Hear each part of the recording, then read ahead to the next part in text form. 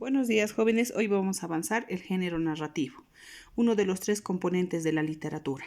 En este caso, el género narrativo dice que está escrito en prosa, es decir, escrito como un texto normal.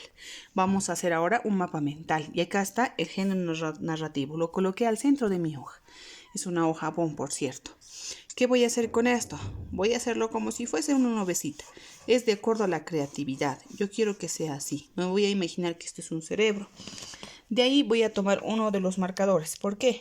En el libro nos dice que se dividen en dos partes, las más importantes, porque hay muchas. El cuento, la fábula, la novela y demás cosas. Pero ahora yo voy a utilizar otro marcador, porque me dice que el género narrativo es la narración de un hecho real o imaginario, de las dos maneras, pero sus principales textos son el cuento y la novela. Para eso utilizo otro marcador y me hago dos rayitas. Yo quiero que mi mapa mental vaya por este lado y por este lado. Y luego acá encima voy a escribir a los textos con los cuales se divide. Muy bien, acá ya está. Se dividen en dos tipos de textos, pero son los más importantes. Como les dije, ya había más. El cuento tiene su característica. Vamos a cambiar de color y voy a anotar ahí. Dentro de las características tengo 5 subdivisiones, las cuales voy a anotar. 1, 2, 3, 4, 5. Vamos a ver ahora las características. Acá dice que las características del cuento, una de ellas es la narración breve. No va a ser larga. Un cuento, si ustedes se acuerdan, es cortito, no llega a ser más de una hoja. Los cuentos más conocidos que tenemos son los cuentos de Esopo, la fábula de Esopo, que también es otro tipo de texto dentro del género narrativo. También dice que estos cuentos no se dividen en capítulos. No hay el cuento del capítulo 1, el cuento del capítulo 2. No, ese es otro tipo de texto. También tiene una brevedad en la descripción de los hechos. Si ustedes se recuerdan el caso de la Caperucita Roja, en el cuento de la Caperucita Roja, o en el cuento del Patito Feo, no habla de un lugar donde se ha desarrollado, que ha sido muy extenso, no explican el cerro cómo estaba, el sol cómo estaba, simplemente dicen el bosque. Así es como comienza. Y luego tiene como característica también que es un hecho único, es decir, solamente tienen un trama, una historia que contar, algo que contar. No se divide en muchos hechos, no es que haya ocurrido muchas cosas, sino de una cosa partió a su enseñanza o partió a que luego vaya a desarrollarse el cuento y a la vez también cómo va a terminar. Y como última característica, bueno, de las muchas que hay, no las más resaltantes, que los hechos de aquel cuento son imaginarios, no son para nada reales.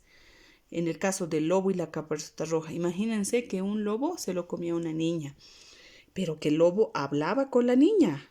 El lobo no habla con la niña, no hablan los animales, y eso es un cuento imaginario. Aquí nos olvidábamos una última pestaña sobre los autores. Entre los autores más importantes podemos mencionar a Esopo, quien hizo unas fábulas en especie también que se parecen a cuentos. Luego tenemos a Charles Perrault. Voy a anotarlo acá.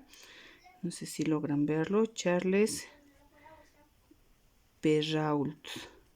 Pero este hombre tiene, voy a agarrar un marcador, unas 2 obras que son muy resaltantes y que tú también conoces. Voy a dividirlo en 2.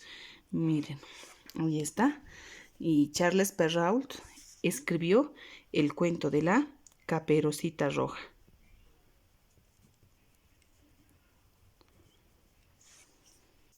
La Caperucita Roja y el gato con botas. Y hay otro autor también, Hans Andersen, quien escribió El Patito Feo. Patito Feo. Voy a dar la vuelta. Y La Sirenita. Muy bien. Ya hemos visto cómo es el cuento y miren, se está subdividiendo en las características y de luego de los autores, tiene también sus otros autores, quien son Esopos, Charles Perrault y Hans Andersen. Y Charles Perrault escribió dos. Uno, dos, El gato con botas y la caperucita roja. Y Hans Andersen, El patito feo y la sirenita. Así es como se realiza el mapa mental. Vamos a continuar ahora con la novela. Sus características, a diferencia del cuento, una de ellas es que son extensas. El cuento es breve, pero la novela es extensa. Y ya que son extensas, tienen muchas tramas o historias. Después, como son tantas historias, se dividen en capítulos. Se dividen en capítulos y los hechos, lo que van a contar, lo que están relatando en su obra, los hechos, voy a escribir acá, son reales. Acuérdense que en el cuento los hechos eran imaginarios, pero ahora en la novela los hechos van a ser reales o imaginarios. El autor también se puede imaginar. Imaginarios.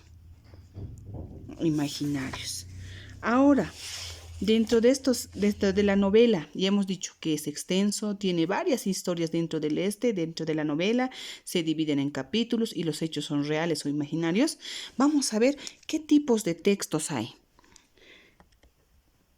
Tipos de textos. Un tipo de texto es la novela caballeresca. Esta novela caballeresca trata de un hombre caballero, que trata de buscar un sueño ideal, un triunfo, y ahí está entre la lucha de caballos y espadas. Después tenemos la policial, que trata sobre un delito y su investigación. Luego la ciencia ficción, la combinación entre lo que es real y lo imaginario. Ahí tenemos también la historia de Harry Potter. Luego la novela picaresca. Esta habla sobre una autobiografía y las cosas inusuales y a la vez atrevidas que hizo el autor al relatar su novela. Y la última, la sentimental, la que trata de una historia de amor narrada por el autor del libro. Este es nuestro mapa mental del género narrativo. Nosotros vamos a colocarlo en nuestra carpeta como la unidad 3 porque ya hemos comenzado otra unidad y va a ser el tema número 1 de esta unidad. Ahora, una vez que ya hemos hecho nuestro mapa mental, vamos a pasarnos al libro. En la página número 62 tenemos aquí las instrucciones de hacer un cuento. Tú vas a ser el autor de este cuento, pero vas a comenzar con estas palabras. Caminó lentamente, pero no quería dejar de mirar la luz del paisaje.